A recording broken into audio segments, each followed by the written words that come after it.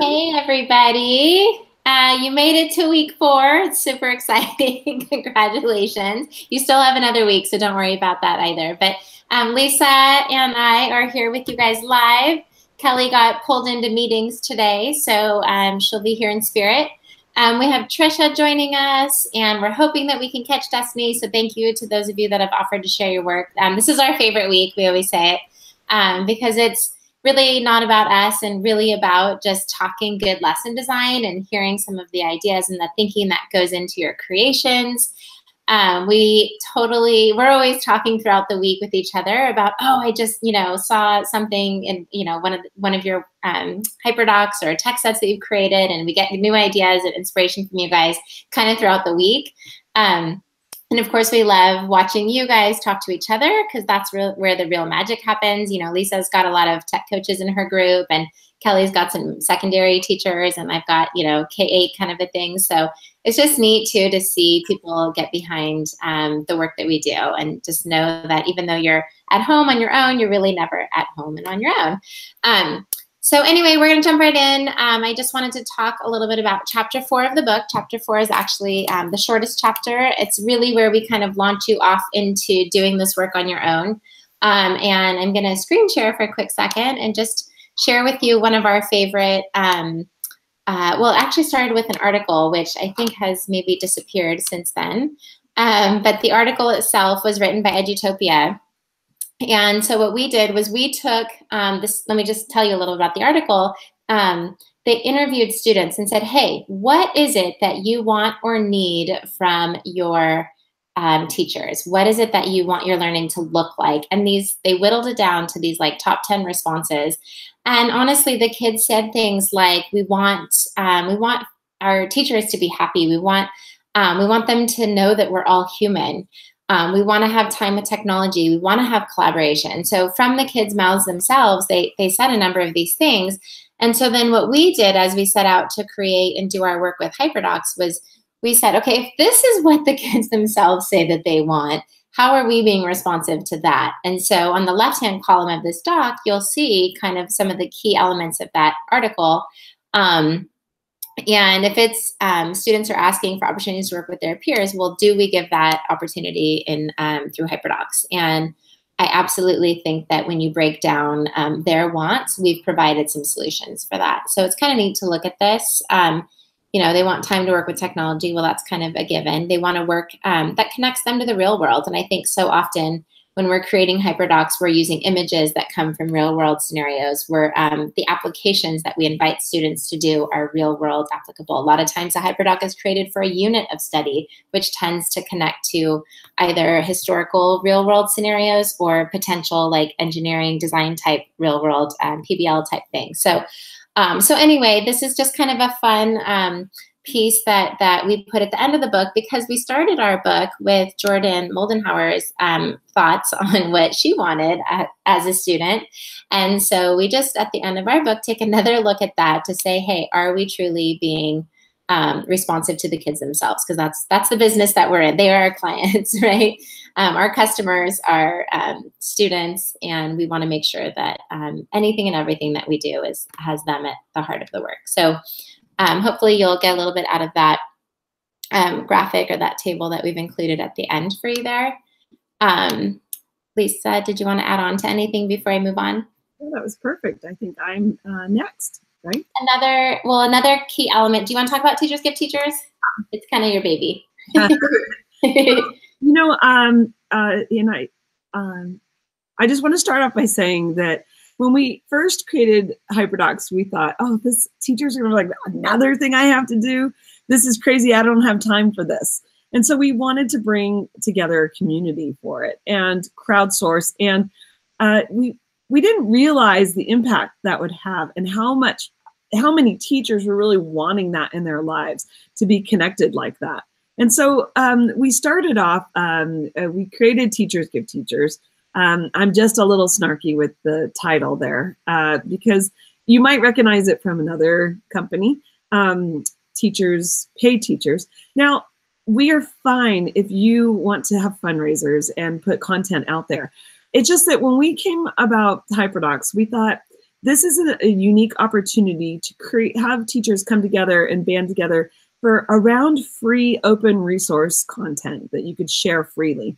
So it's something that we feel very strongly about, that if you're going to use HyperDocs, it's something that's like the unsaid rule that you don't sell HyperDocs. And it's just kind of in the spirit of it. I want to share with you, and I'm on the slide deck, which you can access from the collab doc today. And it's our slide. It's a little bit about Teachers Give Teachers. It started off on Twitter. So if you click on the Twitter site, and some of you might have seen this before, and if you haven't, you should definitely join this if you are a Twitter person. You know, if you're not a Twitter person, you can just sign up for an account and just follow people and just watch what's going on here. So I come onto Twitter and I'll click tweets and replies. Actually, there's, yeah, it's not a lot. Well, this is where everything sits. So you can go either tweets and replies. And as you scroll through here, you can see everyone is sharing their amazing HyperDocs on here. So Kevin, he's such a great sharer. He shared his poetry one. He's been putting out a lot lately. I need to retweet a bunch of these. Kelly has some content. We were talking a lot about the boot camp, but here's the tech set. So sometimes we're putting out tech sets. Sometimes they're HyperDocs. Now, if you like one, all you have to do on here is find the one you want to open. I think Kevin has given a link here, right there. And if I open this up, then if you like this, notice it's view only right now. You do not have to request access from Kevin. So as soon as this loads here, this is such a great, this is his 10th grade English class. All you would have to do is go to File and make a copy. And then it is yours in your drive. And you are free to edit this, change it up, revise it how you like. The only thing we ask is that you leave, and you can change the title here, but I believe he did this on his last, oh my God, look how long this is, Sarah. There's his credits. If you leave the credit page there and add your name. So it's a poetry HyperDoc created by Kevin, but put remixed, revised, edited, and put your name. And I think that is a very safe way to go. We want to be sure that if we're giving away free content, that our original authors get credit. So that's another reminder. Make sure you put your name on all of your things. The other thing on here, it grew so big. Oh, by the way, I'm sorry, I'm giving you all headaches here looking. Look how big this group grew. This is word of mouth, going to conferences, talking, teachers spreading the word to 13,000, over 13,000 teachers now on here. And it grew so big, and it was really hard to find things scrolling through here. So we made a website, and it's teachersgiveteachers.net. It is connected. You'll see right away it changes to hyperdocs.co. It is the last tab on our HyperDocs website. But our motto here is give one, take one. And if you want to just take one, you can just click on this button and you can search for keywords. So let's say you're looking for 4th grade. You want 4th grade lessons. You can just click on 4th grade and click search, and it will bring up all of these 4th grade lessons. Now, if you go through here, oh, look, I see lots of Kelly's been adding things here. As you go through here, let's look at this Ticket to Ride. You have to click on here again one more time. These are all the tags that she's tagged it. But just click on the link one more time. Now it looks like it's Deck Toys. That's a little different packaging. If you go on Humans of New York, I love this HyperDoc. Oh, she did a big write-up on this one. Click here to view the HyperDoc. And again, all you have to do if you would like this one, you don't have to request access because it's view only. You just have to go to File and make a copy. Now, if you want to turn one in, which we really are hoping you will want to do that, we want you to give one. We want you to turn your things in. You have to be registered. So go ahead and register, and you have to be logged in to do that. So you can log in with your Google account once you, there you go. You can instantly register with Google, which is really an easy way to do it if you have a Gmail account. Otherwise, go ahead and go through the process and get registered, and then you'll be able to submit one. And more instructions are on here as well. And then just be sure you tag your lesson. So if your lesson, is about poetry, you could tag this poetry, ELA, 10th grade, high school. You could tag it by your name, because sometimes people are searching for a certain HyperDoc creator, and that's a nice way to look at it. I just want to share on slide 4, Sarah, I moved this one up. Here's an example of Kelly. We all try to constantly tweet out our HyperDocs, and here's Kelly tweeting out a self-care for educators HyperDoc. And so just an example, she did hashtag HyperDocs. Sarah, look at that. I'm going to get on her. She did not put at TS give TS. So if you put on your tweet, are you laughing at me? If you put on there on your tweets at TS give TS, which is the teacher give teacher hashtag there, or not hashtag, but that's the handle at TS. TS stands for teachers, give TS teachers. Then we'll find it, we retweet it. So you'll see that we on here are not following anyone because we don't want that to be in the feed. We want it just to be our teachers' lessons as they come through. But you guys I see you all on there now. You all want to see the self-care for educators. My coaching group, you're going to want this. Admin in our groups, you're going to want these. Great way to start off sharing HyperDocs with teachers. So Sarah, did I cover it all, do you think? Yeah. I think so, yeah. It's like shopping. It's like free shopping. So I think the core of Teachers Give Teachers is people putting their work out there to help others. And I always say the benefit is that you reach more students. More kids benefit when you put yourselves out there. But then also we are tired, we are busy, and so we can't always create the way we want to. So it's great to go in, take something, make a copy of it, and then make it your own. So it's really become something that we're proud of because it's brought so many incredible educators together to talk lesson design. So speaking of talking lesson design, Lisa, you brought up this self-care one from Kelly. So maybe I'll just talk about that really quickly because this also fits beautifully with our whole idea of Teachers Give Teachers. I'm just going to talk through that really quickly, and then we want Trisha to have a chance to share her incredible work too. So I'm going to steal the screen for a moment here and pull up Kelly's. She is en route trying to catch up with us. So we might see her at some point in the next hour. So, okay, so this one was created Kelly created this, but really it was in response to so much of the work that we hear coming from teachers. So I love that Kelly put inspiration, or who this was inspired by, at the bottom, and as a footnote to creating this. And we try so often to remind you guys to give credit where credit is due. Our ideas come from other educators and all the time. So this one in particular was inspired by a professional development that one of our social workers had created in our district and was used with the teacher induction program as they were meeting with new teachers. But Kelly and Lisa and I have talked a lot about recently about how exhausted teachers are and how the burnout rates are so high right now. And we're just really worried. We're genuinely concerned about the profession because we love it so much and we just really believe in the work that's being done, but really feel for teachers. And of course, Kelly's got this quote here.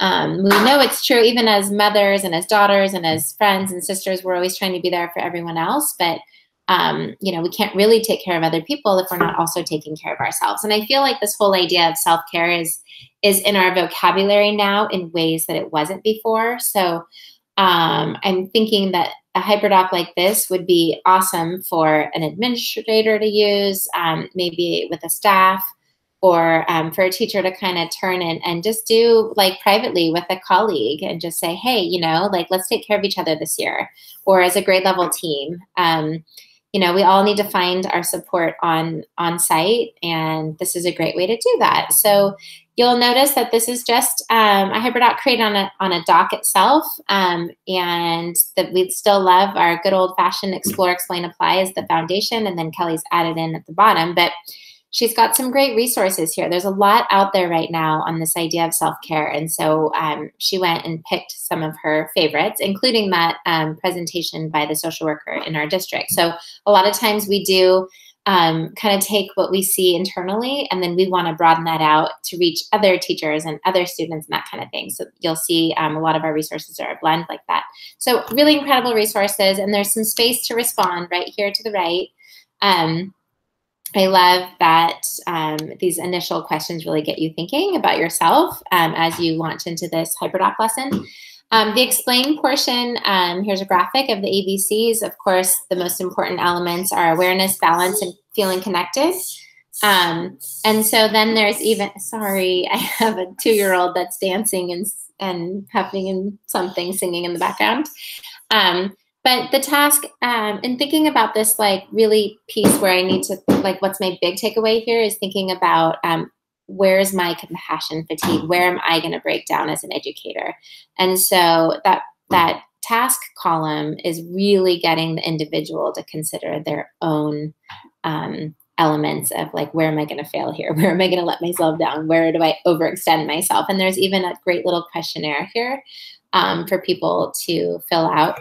So once you've done that, it's all related back to the ABCs, then you have a chance to come up with a specific plan. So great, we all know knowledge is power, so you're learning some new information about yourself, and then that walks into coming up with a plan to do something differently. And that self-care plan is linked right into the table, right into the HyperDoc itself. So obviously, teachers would have the ability to write on here. And so, you can just hop on here. But what's also great about a HyperDoc lesson like this and working with colleagues is that you can just share it with each other. Or I can imagine an administrator taking a lesson like this and making a copy and switching things up a little bit so that you can start to partner teachers based on their needs or their compassion needs, that kind of thing. So then it moves into the share and reflect. Again, left side of this HyperDoc gets to some really good thinking and resources and questioning, which is the core of this particular lesson, is like really getting teachers to think about themselves and where they're overextending. And the right side of this HyperDoc I really love is kind of like me and my element and what I can do better and do differently and that kind of thing. So as we launch into a new school year, we hope that you will think about ways to take care of yourselves. I'm sorry about the Moana happening in the background over here. All good.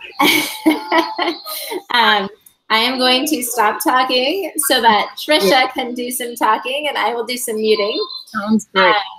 So Trisha, if you could just take a quick second. Trisha's joining. I was going to introduce you, but maybe you can introduce yourself. Yeah, here. So we are so lucky to have a guest today, Trisha Williams. She is a 7th and 8th grade history and English teacher from Missouri, Region 1 Eminent Schools. Did I get that correct, Trisha? Yes. Okay. And, I don't want to do any more talking for you.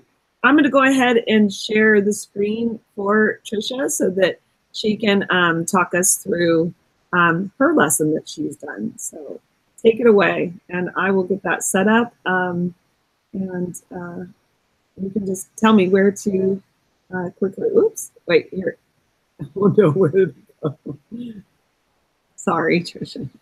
Okay. There it is. Okay. Got it. So this HyperDoc is important to story elements, of course. And I want to thank Sarah for introducing me to Unsplash. I used that with slides. I picked slides to do my HyperDoc because I'm more familiar with slides, and I like the way that things appear in slides. If you have a video, you can just click on the video and it shows the video right there. If you want to move to the table of contents, I put in a table of contents because it is several days that they'll be working on this lesson, and I wanted them to be able to click on one of the slides and be able to go to that area. For instance, if it's day 4 or 5, if they click on apply, then they're going to go to the apply slides or the first apply slide. And there are a couple. And then you can always click on, if you're on one of those slides, you can click on go to the table of contents and it'll take you right back to the table of contents. Go to the next slide if you want to. Okay. And then on this was my engage, and I wanted something that they could look at and reflect on what they already know. And then they could go to the collaborative document and talk about that, what they think is the most important elements of the story. Oh, sorry. That's okay. That's I forgot. I love that you used a doc though there. That's great. You don't always have to use another web tool. Right. And then they also had to respond to at least one other classmate about their reasons. That way they're talking with each other about what they're learning and what they're going to learn. Next slide. Yeah, that's great that you have that collaboration and it's well spelled out. They know exactly what their expectations. Well, and I think too, what happens, as we know, but we forget to do it, is that we know that the talking about the learning is what brings about the most learning. You know, so I think it's neat because what you've done is you've thought about that and you believe in that. And so you've built it into your lesson. So you'll remember to have the kids do that. Because I know for me, I used to forget, like, I know it's good, but I just plow through my lesson and I forget. So because you have it built in, you know, I love that. And that's one thing I really like about the HyperDocs is that you can do that. You know, you build it into your lesson and you don't forget about it. That's something that I always did also. You know, I know it's important to talk about your learning because if I talk about something, I understand it more. Mm-hmm. Right. All right. And I did the collaboration on slide 3 and slide 17, which 17 is where the students they've applied their lesson. You know, they wrote a story. They had to write a story. And I can't see what she's got. Okay. Is that slide? The apply. Mm-hmm. Yeah. And on that one, you know, they're going to choose a fairy tale and rewrite this fairy tale, and they have to change something about the story, either the characters or the setting or one element of the plot or more. And then once they've written that, then they're going to go to the share slide. If you go to the next slide. Uh-huh. Okay. They'll be able to share their document on Padlet, and then they'll have to respond to and give some positive feedback about their story. That way, it helps them giving positive feedback that encourages their peers in what they're learning. Well, that's great. And that's cool too, because there's that you can add that thread below Padlet where they can have that conversation. I love it. Right. One thing that I really struggled with whenever I was working through this was finding a way to apply my lesson. I really had to think about it because I'm so used to pencil, paper, or tests, multiple choice, things like that. And I really had to think about what I wanted them to do that was creative. Mm-hmm. And I was fortunate enough to have a daughter to talk to, and she helped me. We just kind of walked through it. I just kind of talked through it. I just have to interject again and say that I love that because, first of all, that's really honest of you to share, and I appreciate that because I think we get comfortable, or the system is just easier, and you probably so many middle school and secondary teachers have so many students, and so it can just feel like, oh, I'm just going to grab what I do because the kids know it, I know it. And then even Lisa and I always talk about how sometimes it can be hard for kids to try and be creative in a different way because they're not used to it either, So, but I think pausing yourself long enough to think about how you can do something differently really speaks volumes to like who you are as an educator and be willing to make some of those changes and take some risks and try something new. And sometimes things flop. and then sometimes we discover like, oh my gosh, that was so much better than I thought. Or I actually learned more about the kids than I would have had I just done things the way I'd always done them. So, we got you to skip way down below, but I'm going to go back to the engage piece right here and let you sort of take us through some of these because I really want to see your Explore. You have a lot of Explore slides.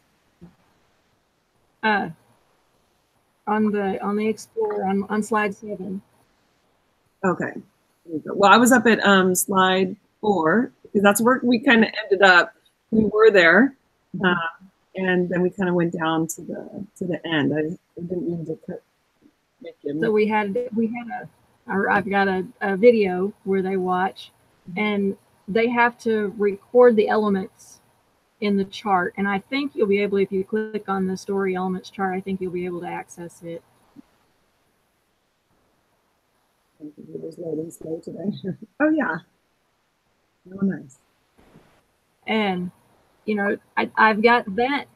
I'm planning, you know, as we say, you know, it's always a work in progress. And I'm planning, I know that there's a video app that you can go to and you can edit the video to put pauses in it and questions. Yes. And that's what I want to do with those, with the Explore and the Rising Action, the Climax, and do that on that. But for the time being, due to time purposes, this is what I set up. Oh, that's a great idea. Good thinking for that. Yeah, great idea. I love it. The next slide. And it's Study Island, and we purchased Study Island, and I really want to use it because I really think it helps. I think last year during testing, which is what we sometimes try to teach toward, the Study Island, it seemed to be more difficult than our testing, and I had kids do Island throughout the year, and they thought that it was a lot easier. Oh. So I think that, you know, that it'll be a good resource to use. That's a neat way to incorporate it. Also, make sure it's, you know, a part of what you're going through. I think that's great. All right, and you know, in this part, I just wanted to do the lesson videos and stuff. Yes. And then I give them, yeah, and then, you know, kind of do the little practice, the things.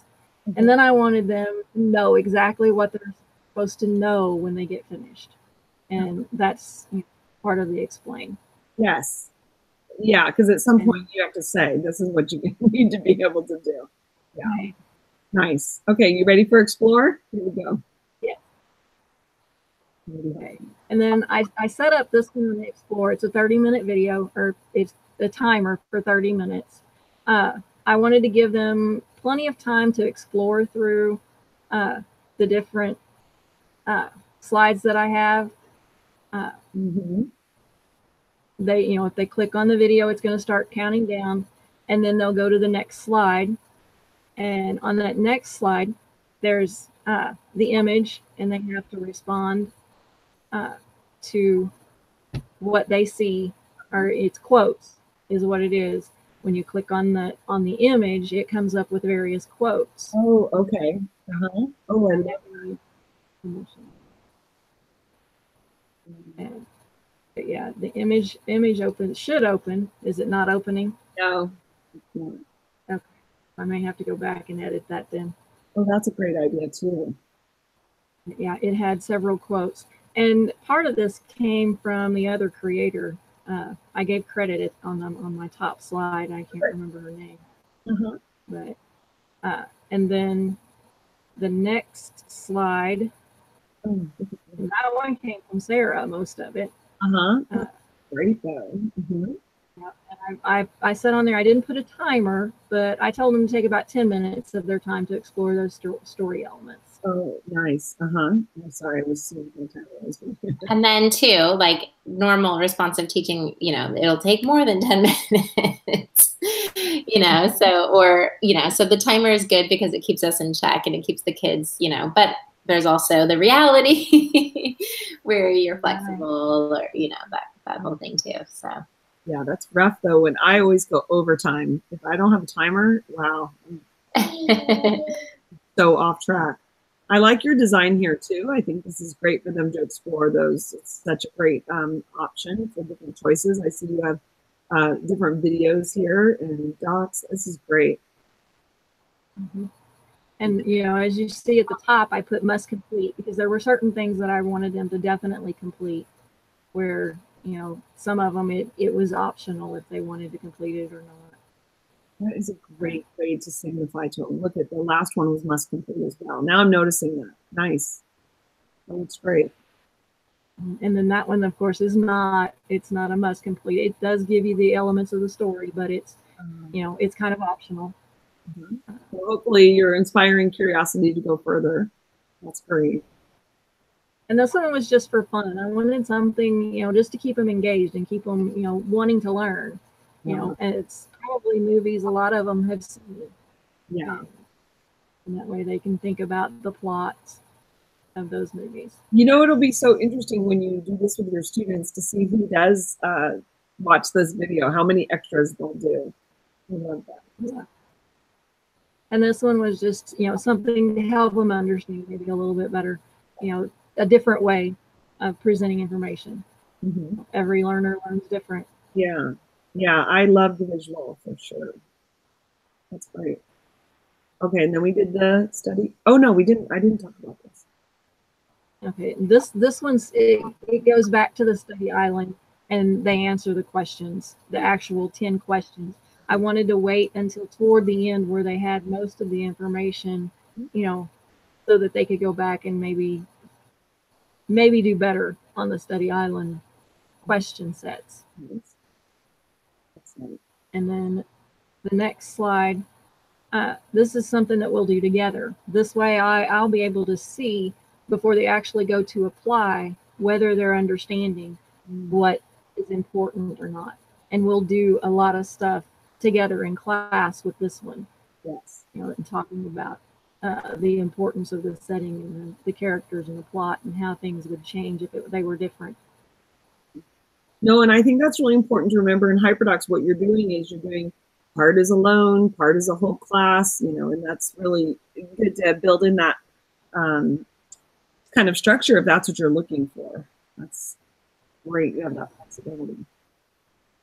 And then the next slide is the stop, because I do not want them to go on until we've actually done that together in class. Okay, this is where I have to also interject. We have a great question from Oscar in the chat. And he says, Trisha, do you ever find your students skip ahead? And are you okay with this if they do? So do you want to respond to that? You kind of just did. Talk more about that if you could. Yeah, they do tend to try to skip ahead.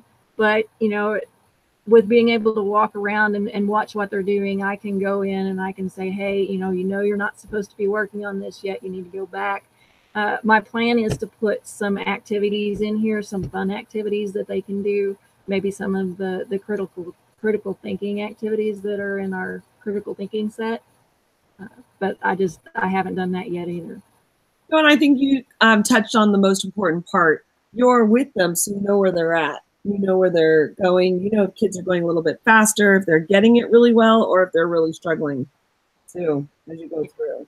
So yeah, it's hard to tell when you're up front teaching sometimes where they're at. Yes, it is. Okay, and then my apply, where they have to rewrite the fairy tale. Yes. And then the share, where they're going to share and give some positive feedback. Love that idea. And then a reflect. I had a checklist. I think if you click on the checklist, it's available. Yes, it is. Oh, nice. All these elements you built in here. And I may have to go in and edit a little bit and do some more things, but I mean, that's it right now. Oh, this is great for that self-reflection. Yeah. I love it. For that self-evaluation. Yes. That looks really good. All these included. Okay, and then the extend go ahead and talk about the extend, and then I have a couple questions.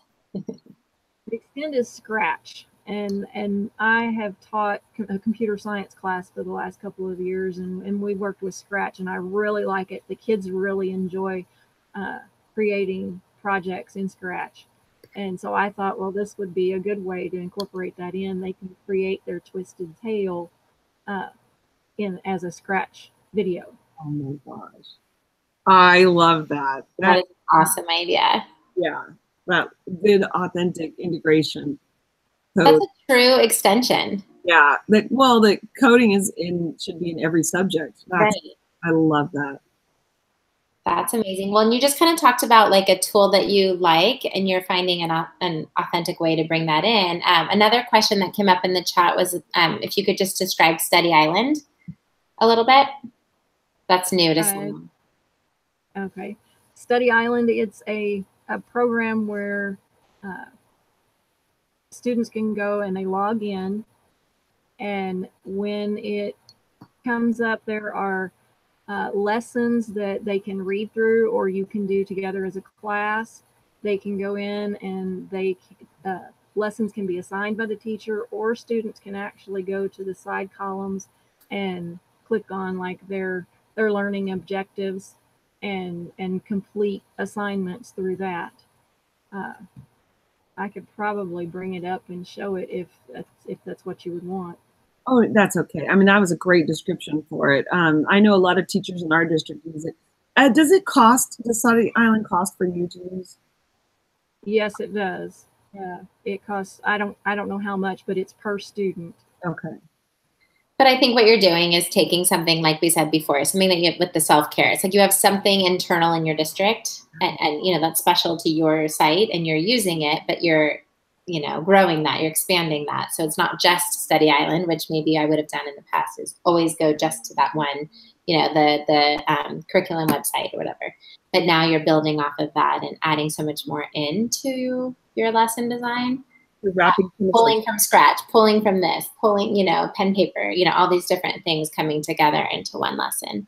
I think that's amazing. I agree. We're talking over because we're excited about this, but that synthesis of all these tools you've used and pull them together for really good learning experiences for kids. This is going to be a very successful lesson. I think too, I don't know what was your inspiration to create on this topic, but I know I've created, you know, the story elements one in the past, and it's because a teacher came to me and she said, I taught this, but I know that it didn't stick.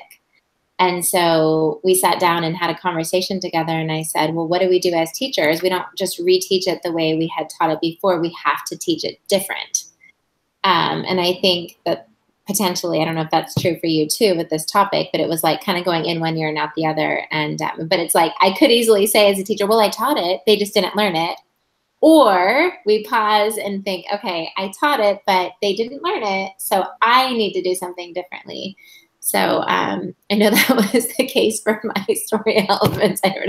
So I don't know. I think you're teaching us a bigger lesson here. I like also, I went back to this page because I just love this resource that you could go back to, and you can actually teach a direct lesson from here and do a whole class if you wanted. After you went through all this work of making this, you can revisit it or have the kids revisit it. Remember when we did story elements? Let's go back because your point of views are not so great. Let's refresh what point of view is. And let's go back at your lessons and find, you know, I could see that really being used where I would be like, all right, now that you know point of view, go back to everyone's Padlet, find a story that does a good job with point of view, and let's talk about it. You know, you can really keep recycling this work you've done for other lessons that you're doing instead of thinking it's a one and done or it's over with. Yeah. Yeah, that becomes like your notebook. Hey, science kids, go back and look at that, you know, all those resources I sent you. And teaching them at the end of the day, I think our goal is to get kids to be independent. And so, like you said, Lisa, getting them to go back and re-look at something on their own is awesome. Well, the best thing I've ever heard was when a student said, hey, remember that video we saw or that article we read? And they refer back to it. And like, go find that. let's review that. So Trisha, I just need to tell you that the comments are very kind in the chat right now. Everyone's saying you're so inspiring, and Jill just jumped on and said, oh, great, I need to go back and rework my draft.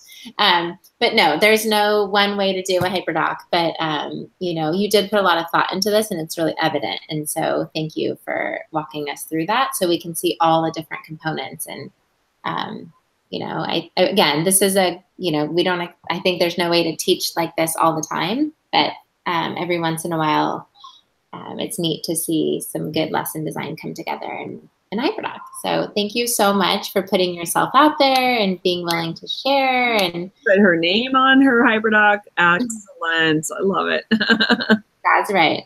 Yeah. That's right. So is it okay if we move ahead? And Trisha, you're welcome to stay on, and or whatever you need to do. But originally we had heard from Destiny Smith, who was in my group, that she wanted to share, but we weren't able to connect with her digitally today. Somehow we're missing each other. So I just went ahead and linked up hers, and I was thinking to just talk through it really quickly. Lisa, I'm going to grab the screen only because I clicked into some of these, and they're not all open yet. For some of them are still, locked down, but this is part of why we do this in advance too, is to go through some of these things. So Destiny created this super fun light. I think it started as a tech set, but it's got some create and application elements to it at the end. But what an awesome idea. I mean, we're thinking it's summer, our heads are in welcoming our kids back to the classroom and creating community. And so she has this super light but really powerful introduction HyperDoc here. And you can kind of see across the top some of the things. And even if you hover, you can tell, okay, this is a Google Slides presentation, and this is a Google Doc, and this one is going to be, so not all of these are open, but I've opened up some of these to share with you some of the great ideas that she's embedded into this lesson. So she has a little bit about herself, and it's literally a doc, and there's something to this. There's like a simplicity to this where I can almost picture a student creating something on a piece of paper. But I love that she's got an old photo of herself, 18 months old. She's got a hobby, but she's doing it in this super fun, Bitmoji sense. Just giving little fun facts about herself, but she's, able to create that pretty quickly on a doc, and ultimately the kids are going to create. So then that's her example, but then the kids will create their own for their down where it says, tell Ms. Smith about yourself. They'll create their own version as well. And I hope, Destiny, I'm speaking okay to this. We wish that you were here to share it live, but we just didn't want it to not get noticed. So I'm just kind of talking through it to a fraction of what she could do. But I love the quotes she's got. I want to just make sure I hit on all of these things here. I love this right here. So one of the first questions that she asks in her lesson is, what kind of teacher do you want? And when you open this doc up, it opens up into almost like a vocabulary slide. You know how we used to have our students do vocabulary words, like what it is, what it's not. And when I look at this, there's something that makes me so happy about this, because we should absolutely be asking our students what they want from us. And yet she's doing it in a nice graphic organizer, but it's simple, and yet the idea is complex. And so I just absolutely love this, and kids could easily, so I have a copy of it. I'm just going to insert my, my thoughts here. So she's done forced copies of a lot of these, which makes it really easy for the kids to click and participate and create their own. So I love that. I just want to say, Destiny, what a great idea. How powerful that you're asking your, 10-year-old students to share with you what they believe is important in a teacher. And that's really setting a tone for mutual respect. So I just want to really appreciate that particular component to this lesson. Some of the other things that she's curated here is her own Instagram page. How fun is that? Create a Bliss with Miss Smith. Again, just really shows that she has a pulse on what 10-year-olds are all about. But I think at the end of the day, I just have to stop screen sharing, because I think this is really important to say. At the end of the day, when we share a little bit about ourselves, then our kids are willing to share themselves as well. So I feel like Destiny has done that in different ways. Simple Google Doc. Kids can easily access that. Here's an Instagram feed where you can learn a little bit about me so when you put yourselves out there, you get so much back from your kids. And so I love that she has all the different ways to do that. And that it's a journey, so yeah, you might learn these quick facts about me, but then throughout the year, we can follow the feed and be, I have to click follow right now so that I can follow you, Ms. Smith, on Instagram. Okay, so that's a great piece to this. So there's so much embedded within each link. That's what I love about this. It's just links curated, but within and hidden behind each of these hyperlinks is such depth to who you are as a person and who you are as a teacher. I'm trying to think if there's one other thing. Okay, so this was a super fun. She's got like her class rules are done as memes. How fun is this, you guys? I'm totally going to make a copy of this and share this with some teachers because when you have to do, this is a classic example of turning a have to into a want to. You have to do some rules in your class. There needs to be some guidelines, a little bit of structure. But I love how she's done it in such a cool, engaging way. It makes me really want to be a student in your class. And then, of course, you know, you could always invite kids to create memes. And, you know, I don't know, you've just taken something that could potentially be really boring and just made it so fun. You've got your kids' attention, right? They're listening to you. So I love that. And I just wanted to appreciate that one. And then one of the other ones she says down here at the bottom is explore. If you could live anywhere in the world, where would you live? Take a screenshot and add it to the doc in the middle square. And then it shoots off to this really cool map, and she's got the map linked up. And so, but it's the directions say to add it to the middle square. So that's going to go here in the middle. So, and then she's got this final piece is that create this all about us where they each, again, it's ask and ask for permission. So you can't see it yet, but it's just a collaborative slide deck. Everybody hop on and be part of this bigger community that is our classroom. So it's a little bit about me. It's a little bit about you, the student, and then it's a lot about us as a classroom. And so, I mean, what a beautiful, cool way to build classroom community and yet start your year off. So Destiny, thank you. I know she's working on a whole separate HyperDoc. So she's just in create mode. And I'm sorry you weren't able to share with the class, but were there any questions or comments, Lisa, that came up that you noticed? I've been very bad because I've been listening to you. But Okay. in KSET causes some confusion because it looks like a multimedia text set. Right. So we always ask ourselves, is this a multimedia text set or is this a HyperDoc? Well, I kind of went through, does she explain anything? Does she allow them to explore? Yes. Did she explain something? Yes. She got her class rules on there.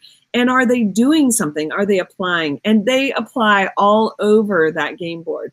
Right. So she chose to package her HyperDoc with explore, explain, apply in a multimedia, you know, in the game board. So that is fine, but that's the difference. The kids are not just consuming information, they're actually creating. And I think those are the kind of the barometer you want to use when you're saying, did I just make a text set or is this a HyperDoc?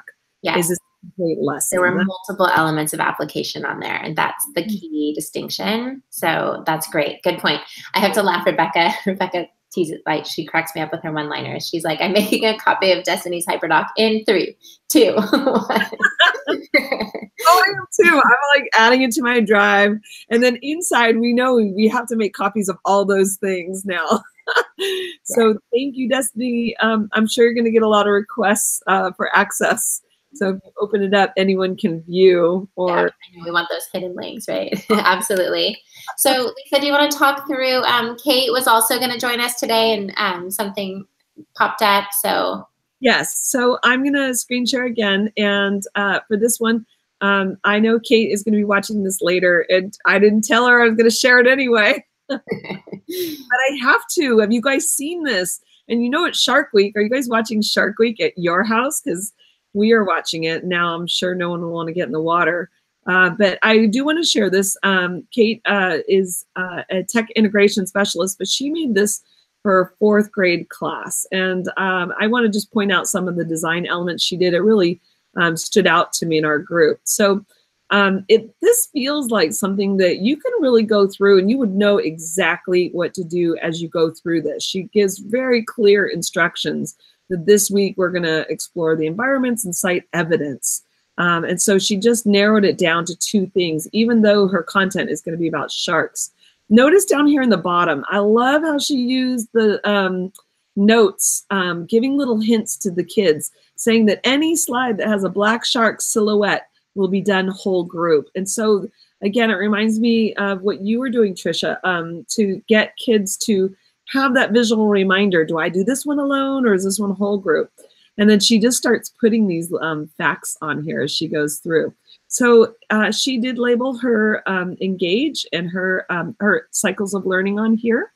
And she built a table right on her slide. Now she put this I love that she got the video right into the table on the slide, and then gave them spots here for their feedback. And there's more to read here.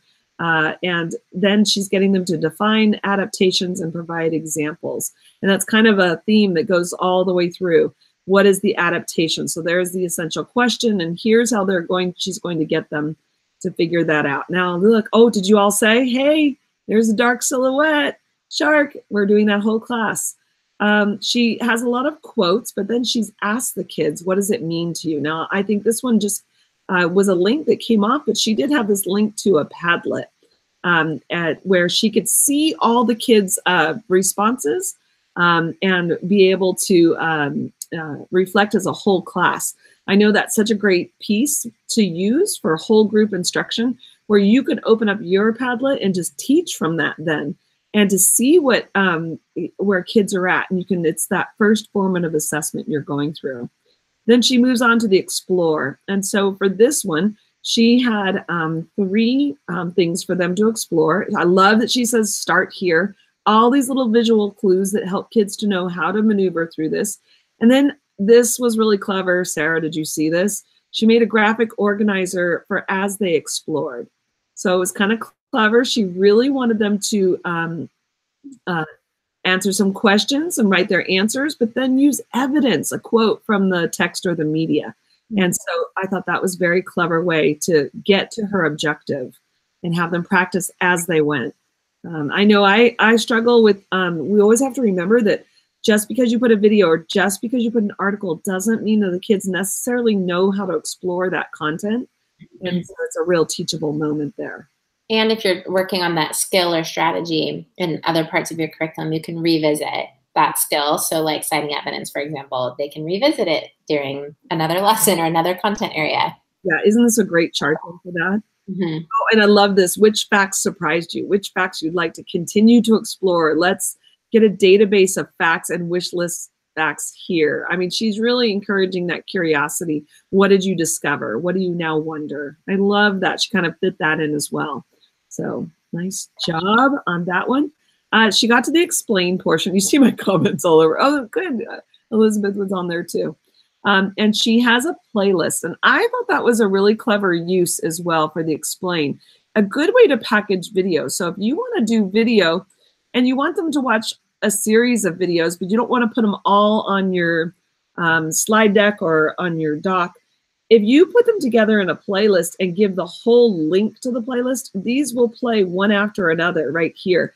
And it just kind of gives them that walled playground again for them. These are the ones you're going to explore. As a kid, I would like to skip around and just go through a bunch of these. I think that would be really neat. So in your group, choose a video to add to your playlist that mentions sharks adaptations. Add your link to the group's image below. So she builds that kind of collaboration for the whole class from their groups. They can find one so you can get specific there. That's very good, getting kids to curate your content for you. Make them work. It's it's really a neat way to add to that. So her explain, she says finding text evidence means you find proof in the text to answer the question. Watch the video to review what we discussed in class. So I really appreciated this slide because so often I tend to be too wordy. I tend to go on and explain for days, and this was so clear and concise, one sentence. And she actually gives hints in her speaker notes as well for more information. So that's really well done.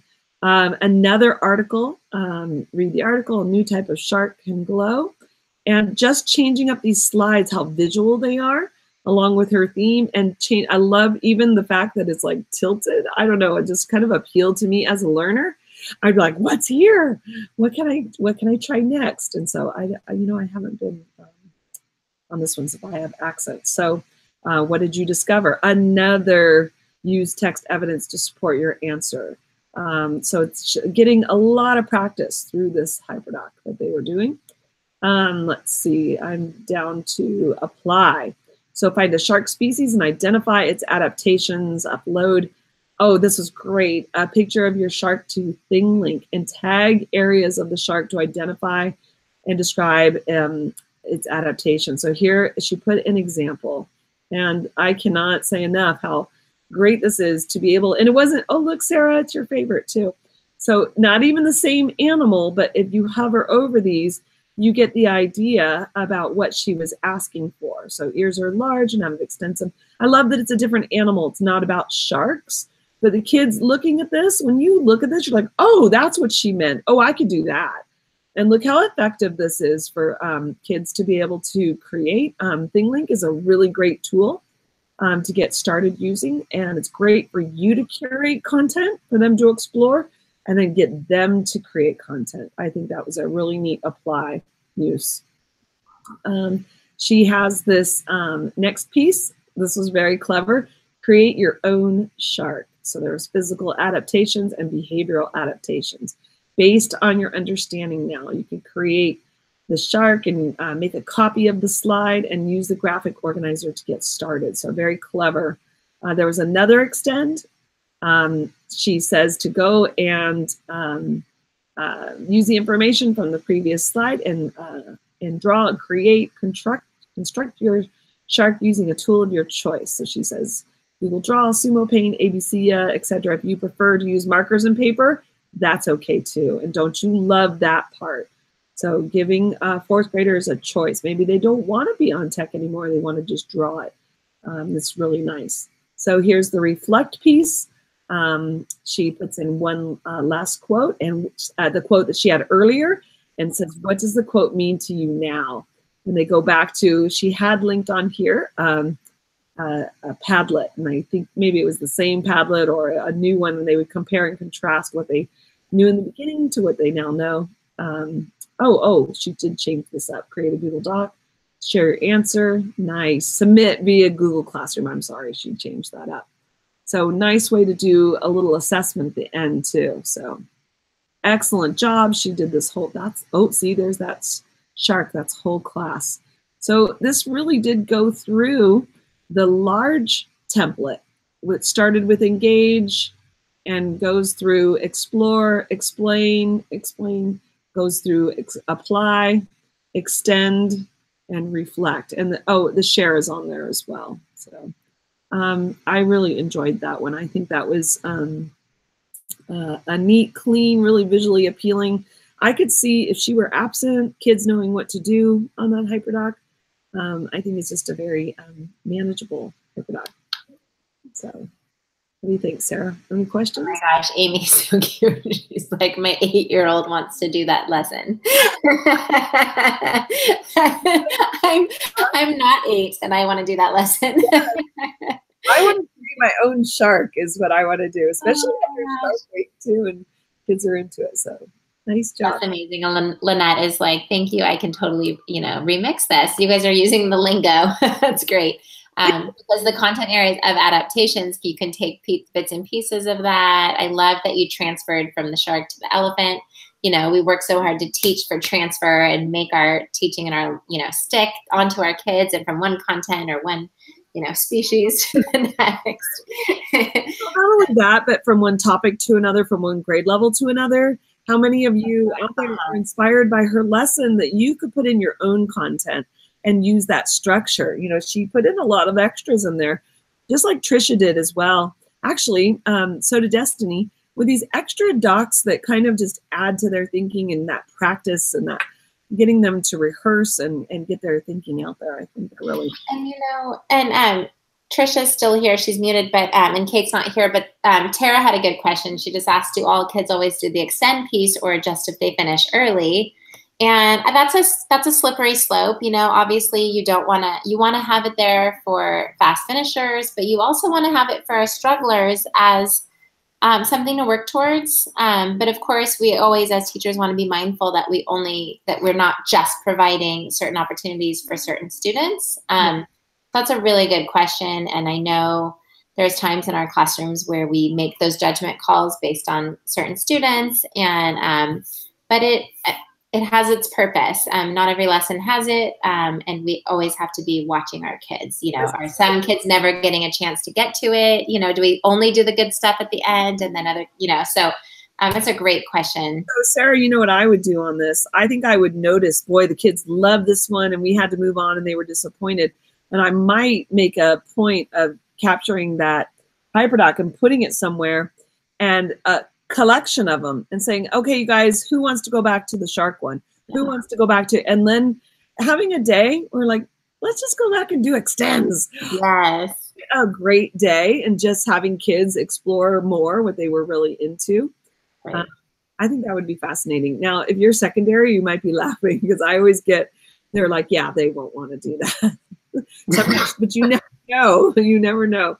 I know. Well, and Trisha had a tool that they know, Scratch. Like they already know that, for example. So you don't have to teach a new tool, but you're just giving them a different application for it. So so that's always a good idea too. So you're just, oh, did you think to do it with this way, or that kind of thing. So that was amazing. Kate, thank you. I wish you could be here live, but we appreciated your lesson.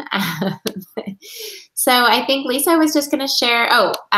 We added, we've already shared with you Kelly's incredible ebook that she created, just first days of school, because I know your heads are in that space right now. Although I saw someone who said they survived their first day of school today. So congratulations. Everyone starts at different times, but we relinked up that ebook with all those links and ideas and resources embedded in there. So you can search through that on your own time. And then I think Lisa's going to steal the screen one last time and go over some final steps as we're wrapping up. And, again, you guys have more time to complete things, but I'm going to let Lisa take it from here. Yeah, so just a couple of last notes because this is our last video online altogether. I know that Sarah and Kelly and I have also emailed you about if you want to do some office hours or you want to join a hangout. Mine is scheduled for tomorrow, so it's not too late. Or just reach out to us. We'll chat with you about yours. We'd love to try that out and try it together if you like. But we do want to provide you with a couple of details here. So if you want your certificate of completion, and what it is if you fill out this form, at the end, you receive a personalized certificate stating you finished 15 hours of work in the HyperDoc Bootcamp. So be sure to fill out this form so that if you need that for your employer, or you get credit for these hours, you want to be able to get that credit. You have a full week to turn in your final HyperDoc. So on our, from our scope and sequence, if you go to your group, I know some of you have already put them on, this week on the draft, and people are going in and exploring them on your draft. You can just move that same link over to completed HyperDoc on there and go ahead and link it up. And that way we'll know it's done. When you've linked it up on the last column, we know that you have completed it. So in the meantime, if you're still working on the draft, we will take that into consideration that that's a draft. So that's just a signal to us that you have finished. We encourage you, please give feedback to partners. This is such a crucial time. And you know what? Ask for feedback. So go on that collab doc again. And if no one's going into your doc, leave a comment right here. So if you put a comment on the outside of the doc, go ahead and leave a comment and say, hey, everyone, I need some feedback. I need some ideas. People were asking for specific ideas on here. I thought that was a really great way to do it. So go ahead and do that. Now, we have a course evaluation form here. And so we'd appreciate if you would fill that out for us and rate your experience in the course and go through. That's very helpful so that we can adjust this class to really meet your needs. We have shifted and changed this class many times so that it really is about you and your needs to be able to be a HyperDoc creator. So I'm excited to try office hours. That's new for us. So please take advantage of that. If you can't make our office hour, then I'll schedule another one if you like. Optional, I talked about this last week, the Amazon reviews. You can click here to review our book because technically you have now gone through the whole book. And it's the Amazon reviews that really help us out. And your final HyperDoc, off you go. And so this is something for you to work through. We did one last one. This looks like it's the workshop model HyperDoc, right?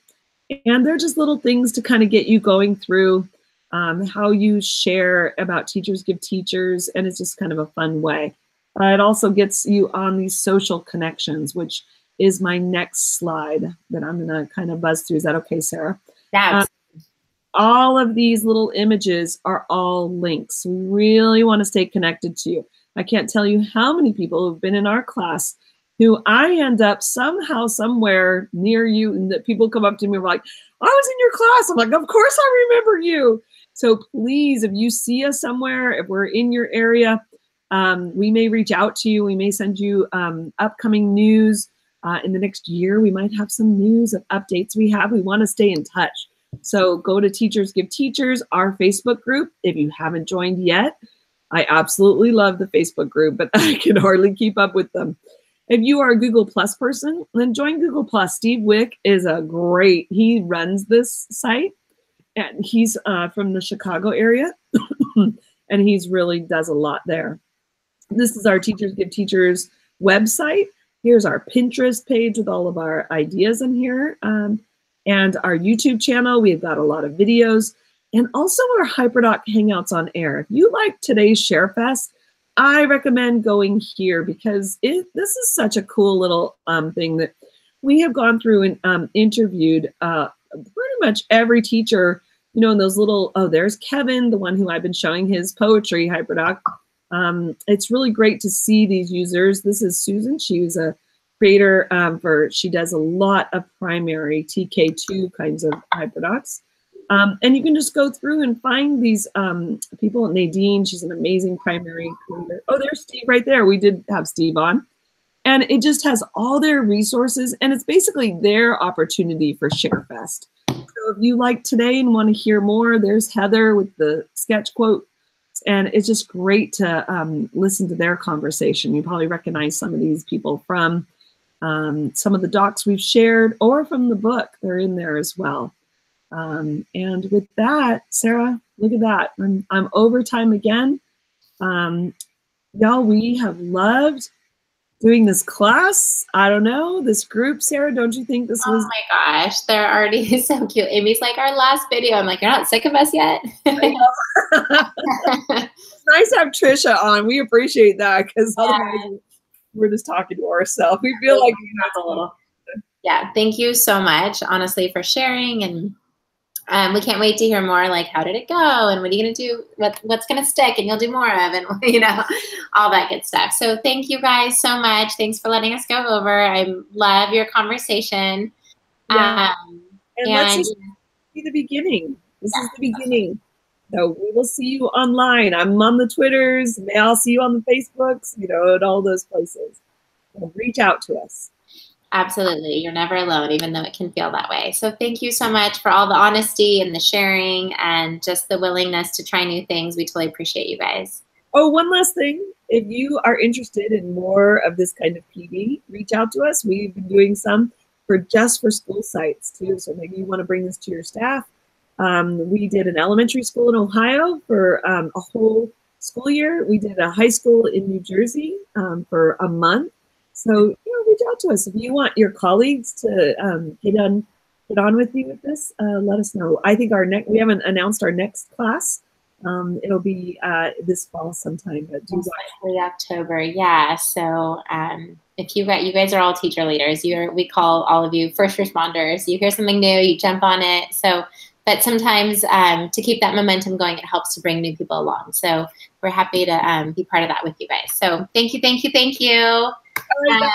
Take your time, reach out anytime, and we're still here for you digitally, even though we don't get to see each other, okay? All right, bye guys.